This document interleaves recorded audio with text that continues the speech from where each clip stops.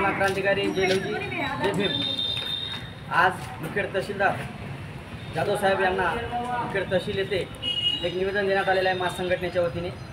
या ठिकाणी तालुक्यातील संपूर्ण वयोवृद्ध ज्येष्ठ लोकांना या ठिकाणी एकत्र करून महिलांना एकत्र आणून या ठिकाणी हे निवेदन दिलेलं आहे। निवेदनामध्ये या ठिकाणी हा सर्वसामान्य गोरगरीब लोकांची व्यथा या ठिकाणी मास संघटनेच्या वतीने काही प्रमुख पदाधिकाऱ्यांच्या उपस्थित या ठिकाणी मांडण्यात आलेली आहे। या ठिकाणी सरकारी आदेशानुसार संजय गांधी निराधार योजना असेल किंवा इंदिरा गांधी निराधार वृद्धपकाळ योजना असेल, या योजनेनुसार या ठिकाणी सर्वसामान्यांना दर महिन्याला 1,500 रुपयाचा लाभ या ठिकाणी मिळतो।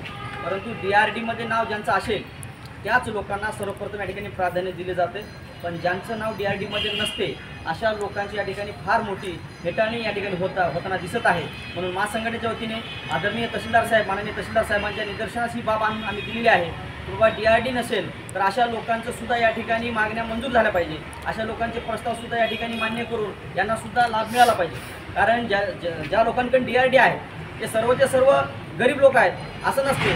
बऱ्याच लोकांकडे आजही जे खरे गरीब आहेत अशा लोकांकडे DRD प्रमाणपत्र अजिबात नाही, म्हणून ते गरीब नाहीत असं होणार नाही।